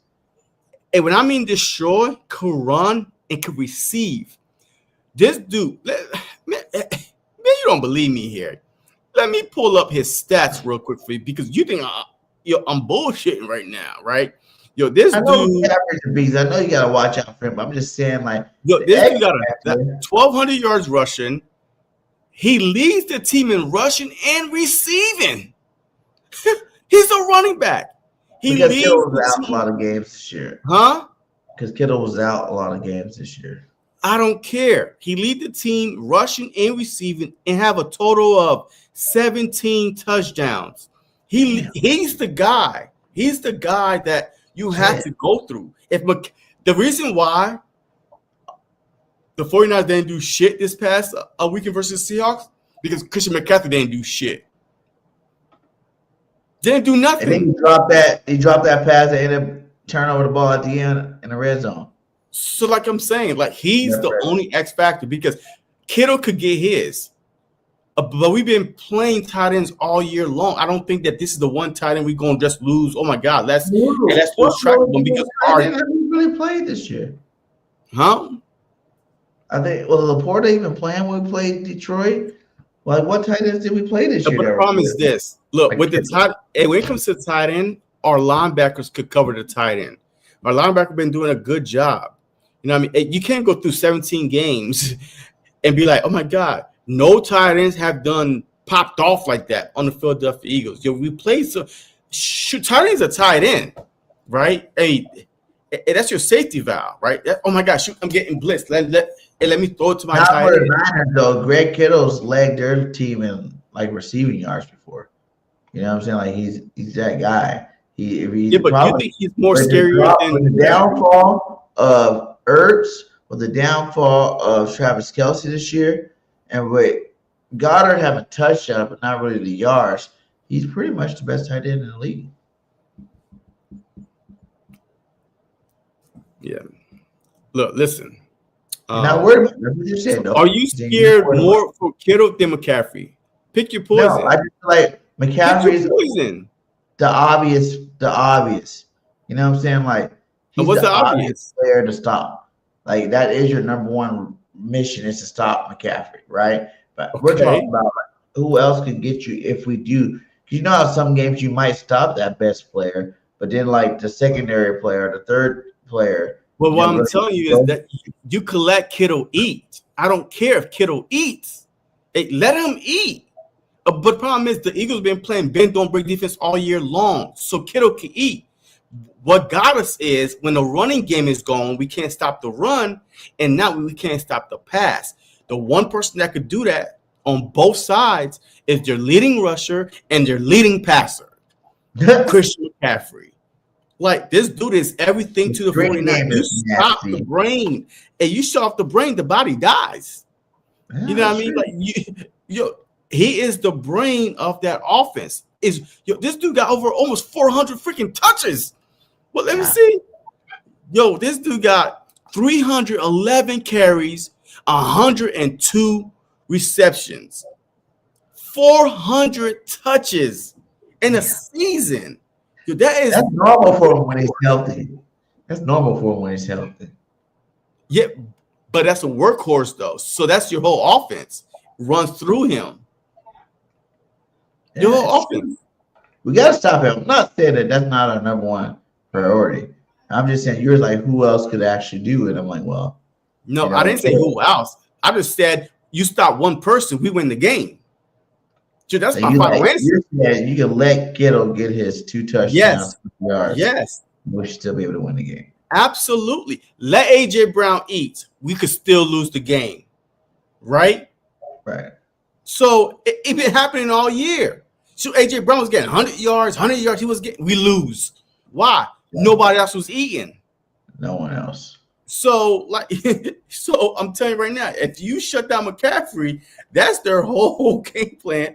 They're gonna lose the game. So you can let Kittle eat, but the little tiny yards, the gritty yards, though, the spin first down, right? The head down first down is McCaffrey. Like, you hand the ball off to him.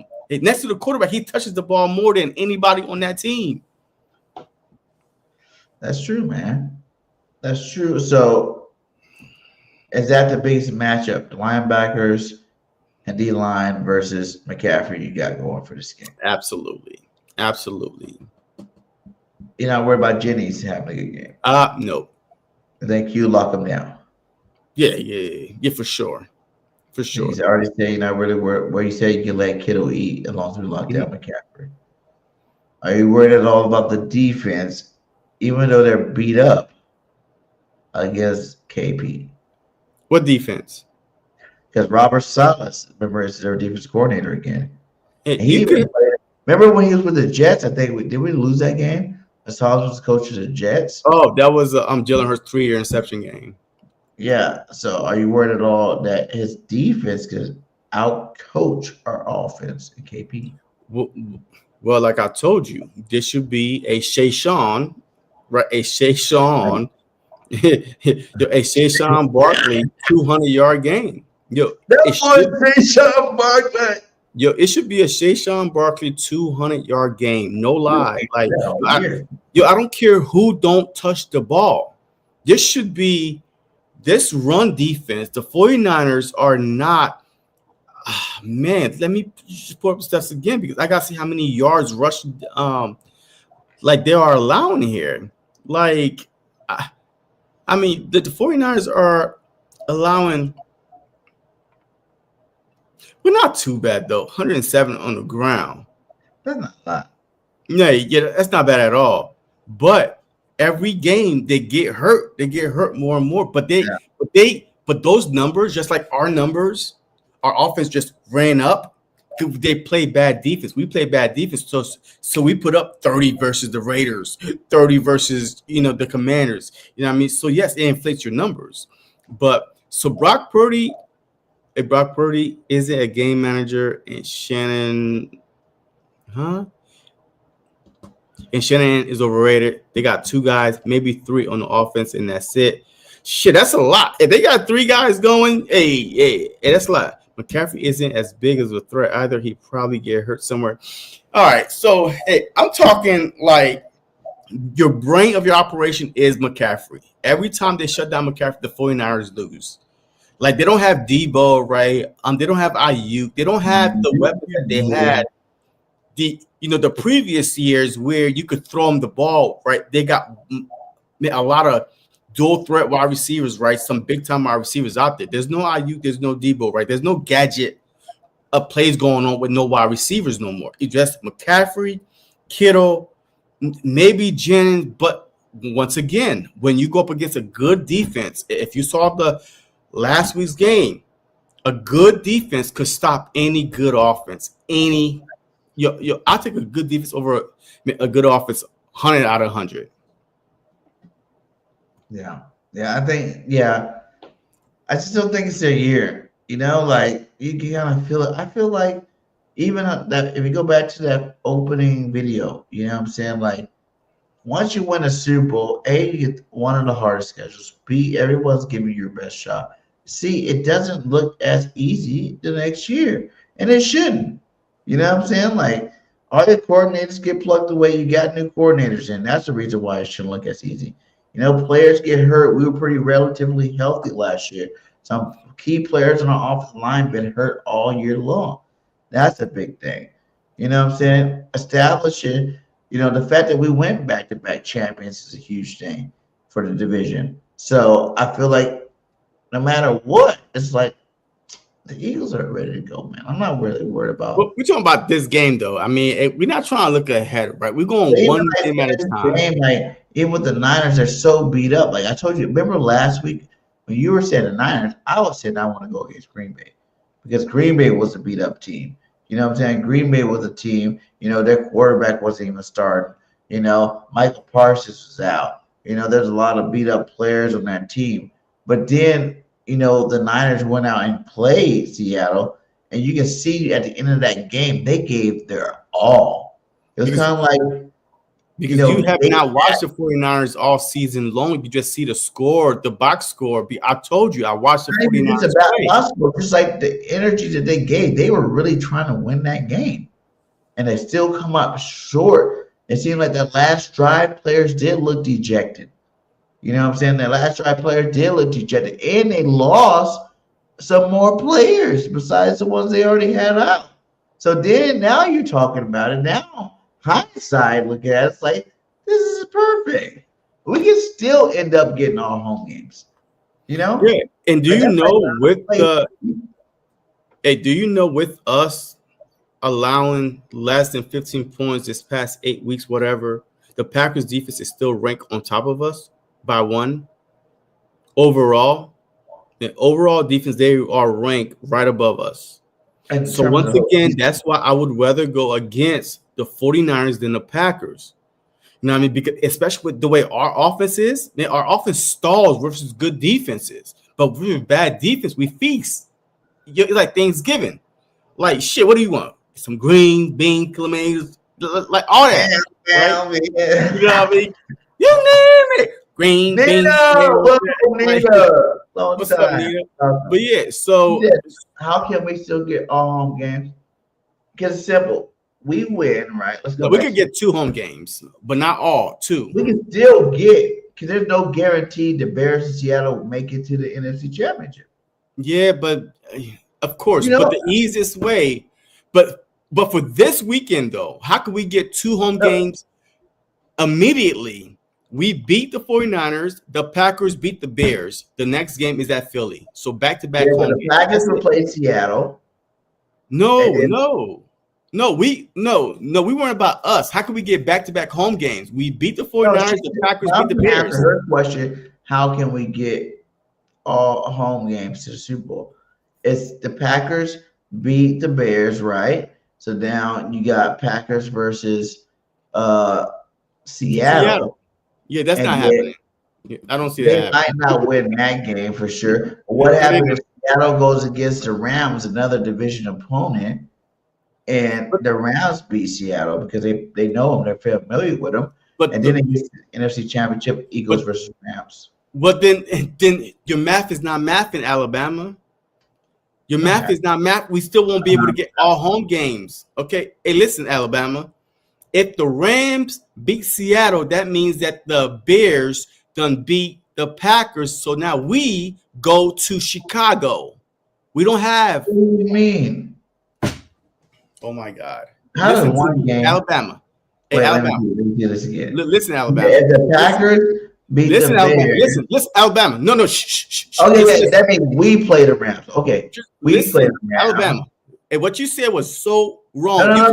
But that's right. Let me say. We play the Rams at home again. So that's 2 games at home. And then if the Packers beat Seattle, that'd be 3 games at home. BG, listen, BG. Your math and if people don't heard your retarded ass long enough.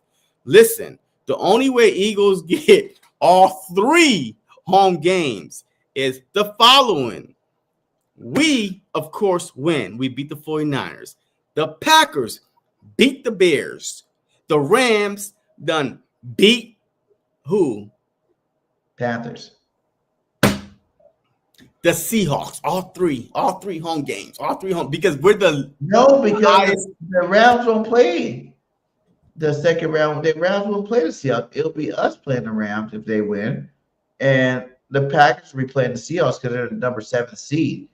So that's how, if the Packers beat the Seahawks, we can play the division, the NFC Championship in Philadelphia, because the Seahawks and the Bears will both be out over the 3 seed. Yeah, but you're talking about.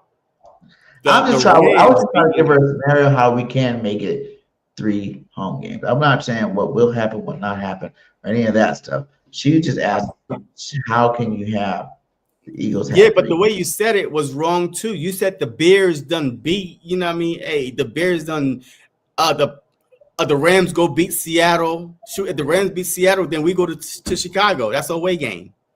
No, because That's a away game. let me see. That's a away game.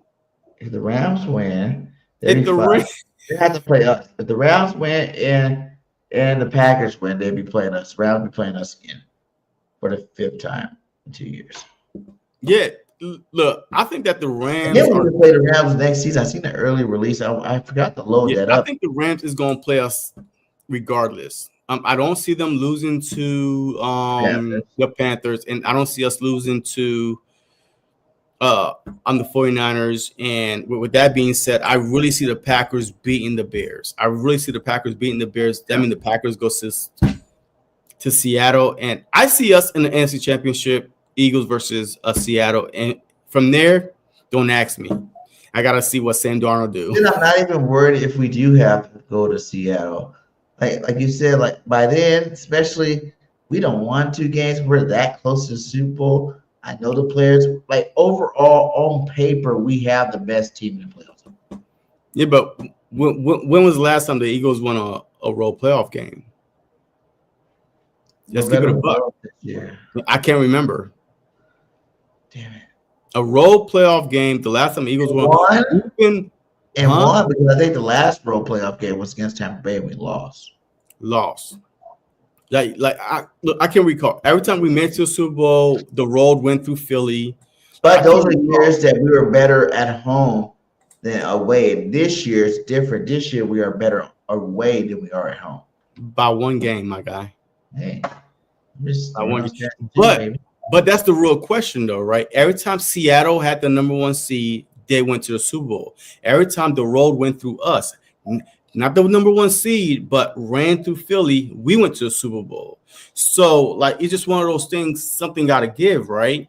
So, but the last time we won a road playoff game, I don't remember. I probably didn't even have facial hair then. Are y'all going to the game Sunday? Hell no, I'm not going to be at the game. Sorry, I wish I could. But I mean, I'm not- only if I go if someone pay for my don't buy me ticket. a ticket. Don't worry about that playoff ticket for me, my guy. I don't care if it's the I got the 500. bills. I got Two free BILS. tickets. Yeah, I got 2 free tickets. Nah, man. I got But I bills. will be in Atlanta. Look, my goal is bigger. I'm Look, gonna my have goal is bigger than trying to go to an Eagles game. My goal is trying to be debt free soon, so I could fly into the sunset. So unless them Eagles tickets are like $150 for a Nah, playoff nah. game now, I'm Nah, like, you're having it. You get it. That's how much standing room might be. Is the freaking 100. But you know what? It would be worth it to go to a playoff game, even if it was just standing room. That I little went to a bar playoff game though. I went to a playoff game. standing room. No, sitting room. What? Not standing. The year we went to a Super Bowl. I went to the playoff game for the Giants. Tickets cost you. Oh shoot! Oh, not a lot at all. Probably I waited to the very, very last minute, but I probably pay like $650, $700 For one ticket. for 2. Also, like three. Yeah, but the problem is just like the surcharge is like $152, right? You know what I mean? So it's one of those things that surcharge be so Like much. you're looking at like $1,000. And for me too, I gotta add in travel expenses. I don't know, live by there. Like you could drive over there. I don't have to fly over there.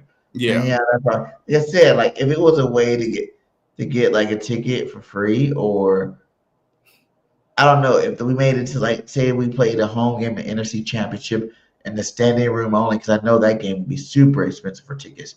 But say they had the standing room only at the bar area for You like won't be able to force a standing room, not I'm NC like- Championship. $150, $200 or something like that. Then, yeah. You won't be, and you won't be able to afford no standing room and no NFC Championship. Trust You me, know because what I mean, last year the Eagles played in the NFC Championship, and the standing room was like $600-$700 going. Wow. Okay. Let me rephrase it. The parking lot rule. I can pay for a parking ticket, right? I can pay for a parking ticket, tailgate outside, Tailgate outside. That's it. go to Infinity Live. You know what I'm saying? Xfinity Live. No, what? No, you can't get in there either. What? Because those tickets, you gotta buy tickets to go to the Xfinity Live, and those tickets be sold out 2-3 weeks, well, a week in advance. As soon as they find out, boom, you can't get in there for free. How much it costs to go for a game in the playoffs? You think to go just go inside there? Probably like $200-$300. Yeah, she just says StubHub has it for $250. What is that, Tia? Is that the actual game? The tailgate? What is that you're saying that StubHub has for $250 right now? No, it was talking about NFC Championship game now. But what game? She got this weekend's game is only $250? For Shit. standing room. For standing room is $250. Standing room? What she talking about for Standing room for wild card weekend. I never standing room. $250 for standing room. Yo, for wild card weekend. The division's gonna be $350, and the championship's gonna be $550, $600. I'm telling you, man. Last year was crazy, man. It was $600-$700 for standing room. It was crazy, man. People was man. Tailgate. JC is a treat. Now, people go to the tailgate, man. Eat some, and sniff some food. That's about it. They might be tailgate with all the 4th and John, baby. We are here live on podcast. Are you going into the game? No, I will not. Oh, this right here? Nah, this is the world. This is the Super Bowl hat. This is the Super Bowl hat, and how much of the one you have? Where's the other one? Yeah, this is the Super Bowl hat, and this is the other one. This is the other Super Bowl hat. But yeah, so these are 2 Super Bowl hats. Yeah, you know what I mean. So I'm going to do all my live with this because this is it. Yo, I wonder what our hype video is going to look like, man. Yo, they better not use LaShawn McCoy again. Yo, I'll boycott. What? He was the worst hype man ever. Yo, this dude was so boring. Like, last year, he was like, "Yeah, we here again. I'm already there." Like, I'm like, because he ain't got he is the hype. He was the best running back before we had Mr. No, we cannot. No, they better not use. Hey, look, I need them to do this. Yo, look, I need them to do this. Brian Dawkins, LeGarrette Blount, Long, Chris Long, freaking Jason Kelsey, like those retired player one video. Now that's how you get hype. Hey, don't give me one guy unless you're giving me a Brian Dawkins one guy, baby. Yeah, even Nick Foles. I like that. I need some like. Every week, give you someone new and fresh, depending on who you play. You know what I'm saying? Like, if you need one that's like more aggressive. You cannot tell me that LaShawn McCoy was not one of the worst hype videos. What about Gilly? For a Super Bowl run? Nah, man, he could be in the locker room. Nah, I need this to be players, man, ex-players that wore the uniform. Freaking even Namni Asamoah. No. No, don't say that. What the hell are you talking about? If he come on the screen, wait. He said no. Wait, Sue. He said Namdi Oswald. No. Hey, Sue, S-U-H. What about Donnie McNabb? McNabb does a lot of interviews. Nah, he's not hype enough for me. I need them players we have better players that sign for the Eagles for like 1 or 2 years are so more supportive than our own OGs. That is true. Like our own OGs be like, I'm like, I'll be just listening to them. I'm like, who y'all for? Who y'all against? Like, I couldn't understand. Like, but man, every time win, lose, it's like the same born down, draining vibe. But we had Nick Foles talking about, hey, if I was this, I would be in there. I would tell them, hey, on me, eyes on me. I'm like, damn, Nick Foles. Like, Nick Foles for offensive coordinator next year. I'm down with it. That Phillips might be hype. Phillips, he's just happy to be in the playoffs, man. Yeah, but we're gonna get retired players, man. And plus, I don't want to see no 1980 retired players. Yeah. I know, guy. Give me some. You got to lead me from the 2017 team on. Yeah. You gotta lead that 2017 team on. Pick some guys from there. Yeah, the Blunts, right? Go get Jay Ajayi, bring him back. Let him hype up the run game. I don't really hear. But like, I'm talking about like guys that's still in the media right now, right? Blunt was just recently on a podcast talking about the Eagles. Chris Long got a whole Midnight Bleed Green podcast, right? Nick Foles, Brian Dawkins, right? I don't even want Fletcher Cox on there because he kind of like, I don't know, but I want some hype man, Kelsey. Kelsey be like, yeah. Kelsey gonna be too busy making money on Stone, and probably he might be a call in the game. And also, what's going to be our slogan too? Remember, every year we have a slogan. Last year was what? Tired dogs still hunt. Huh? Tired dogs still hunt. Tired dogs. Damn. That's a badass slogan. Tired dogs still hunt, baby. So yeah. So last year was the hunt. Right, the year before was something, but what is it going to be this year, man? Is it like underdogs? No, we're not underdog. No, that was the 2017 season though. Underdogs. What can it be? The slogan will be back. Maybe to it's back. like back to back. That's all we care about. It's back to back. Against all odds or something. Look, no. You can't say a back to back though, because then you kind of like, oops, you didn't go back to back. You gotta think about how rare winning back to back Super Bowls is. I know there's been the Chiefs to do it. I think the Niners done it, the Cowboys done it. A couple of teams have done it, but out of all 32 teams, I think there's like only 4 teams that's done it. But you can't buy that shirt back to back, and you never did back to back, right? You gotta wait till you get back. So it's like against all odds. I don't know. It's just like, hey, hey, welcome back. I don't know, man. I need the slogan to be something that I could wear. Y'all let us know what y'all think the next slogan should be for the Eagles this playoff run. I'm gonna go with still here. No? You like still here? No. Got all the criticism all year long. We are still here. Nah. Oh, the hunted. On the hunt last year, the hunted this year. And now we're the hunted, right? Right. Hey, we like people are coming after us. And that's how you get to the back-to-back, because even though if we're still being we've been the hunted all year though, right? Man, people been coming after us all season long. And that's it, man. I like the hunting. Or even still hunting. Because we were hunting last year too. And we still hunting. Why you laughing at me, Tia? Still here, baby. Because we are still here. All the stuff. That is it. The truth, baby. It is the truth. That's what they. I don't know, man. I mean, but I can't wait though. It's gonna come out soon though. It's Tuesday right now. I'm gonna say by Thursday. By Thursday, the hype video should be out by Thursday or Friday, and then the T-shirts should be out. You know what I mean? Like with the slogan for this upcoming. So Philadelphia Eagles, you get to choose between still here, still hunting.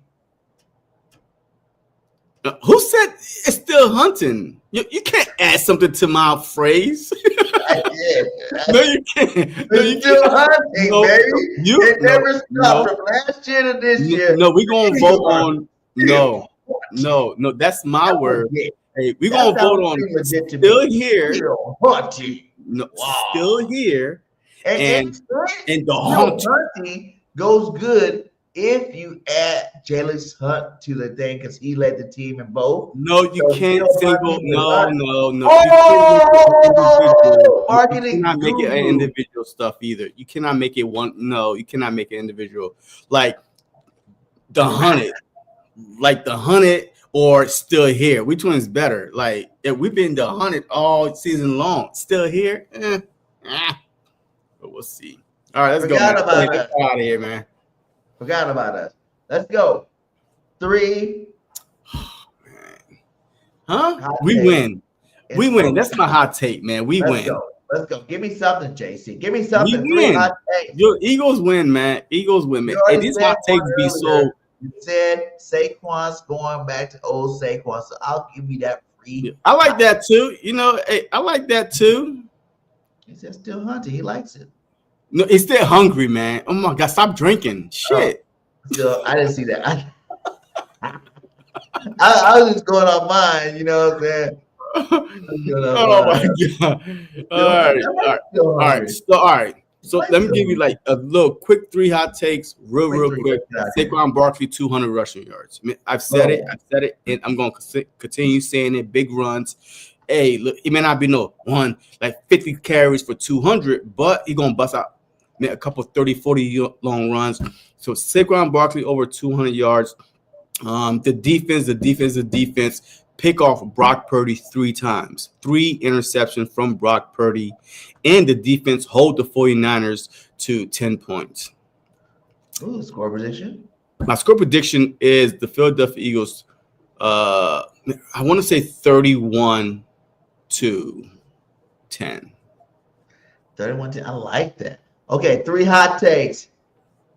Jalen Hurts will pass all over these boys. It's not going to be a run game. Everybody thinks it's just going to be that time where you're like, their biggest weakness, they're missing linebackers, defensive lineman. Our offensive lineman is better. We should go in there and run all over these guys. And I think it's going to be the opposite. That's going to be something that, I'm not saying Saquon might not have a good 80. Take Bisbee might get a couple of carries, get over 100 yards total. But it's going to be the A.J. Brown, Devontae Smith show. Kind of like, what was it, week 2? When one had like 2 touchdowns, the other one had 1. They both were over 100 yards. You know what I'm saying? One had more yards than the other. That type of game. I think it was Smitty had more yards. AJ had 2 touchdowns, both over 100. That type of game. And they just light it up. Jalen Hurts is prolific with the football. Don't turn the football over. So that's my first hot take. It's going to be a passing affair in Philadelphia. The second hot take is the Eagles will eliminate Brock Purdy for the second time in Philadelphia. In the playoffs. Bro, come on, Won't make it past the first quarter of the game because he's going to get hit by Jalen Hunt and Jalen Carter. He won't make it to the end of the game. And we're going to hear 49er fans cry about it all off season again. That's my hot take. And my third hot take is this game won't even be close. It's going to be a blowout, and that leads together with my score prediction, 42-7 Birds. We totally destroy these guys. You're going to get defensive touchdowns. You're going to get everything. The Eagles rested. They didn't rest. We're going to come in there hungrier, hotter, and more healthy, and we're going to destroy these guys. They're not on our level, and they need to recognize that. All right. I mean, but how would you feel if we go against their weakness? Like we don't run the ball and we start throwing all over the place and the incompletions start going instead of running the ball and winning. Hey, negative Nancy. Let's not worry about that. No, I'm asking you a question though, because you want to go against the 49ers I'm like, why didn't you exploit the weakness? But that's what I'm saying. The weakness is the running game. It'll be something different. They're going to be prepared for them to exploit their weakness. That might give a little less time against our 2,000-yard receivers, and Jalen lights them up. All right. Okay. So Eagles 20. Okay. Hey, a tighter game. Look, man, I like it. As long as we win, man. Look, at the end of the day, man, as long as we win, but it is what it is. JC, how you was ready to go 5 minutes ago. JC always ready to go. I'm ready. I stay on here all night with y'all. I love hanging out with y'all, talking with y'all. But we about to get out here for show. It's gonna be a great playoffs. But that's my final words, man. It's gonna be a great playoffs. I do feel like this is still our year. You know, we had a lot of ups and downs this year, and I think we fought through what we need to fight through. And KP, all I'm asking you to do is don't be what is it called when you're the problem? Don't be Well, you want him to throw the ball, so you want him to be the problem. But I don't want you to be the problem. You know the reason why. Well, then he needs to stick to the run game, the weakness of the team. We haven't ran the ball that great this year, so that's what I'm saying. Like we run against bad defenses. We have the Raiders, the Giants, the Commanders. We run against bad defenses, but you want him to throw the ball, so you can't complain. All right, I'm out. Go Birds. KP, do your damn job, okay? Because our defense is championship quality defense, and I think that we got it if you could just do your damn job. Jalen Hurts, don't turn over the ball. Saquon Barkley, welcome back to the playoffs, my guy. I know you're not used to this being from New York or whatnot, but come on, show these guys what time it is again this year in the playoffs. And defense, all I'm asking you to do is keep doing what you're doing. So fly, Eagles, fly. Thank you guys. Hit that like, hit that subscribe if you're not subscribed to us. Drop your score predictions inside the chat, and we out. Peace. Going on, everybody, man, and welcome to the very, very, very, very first episode.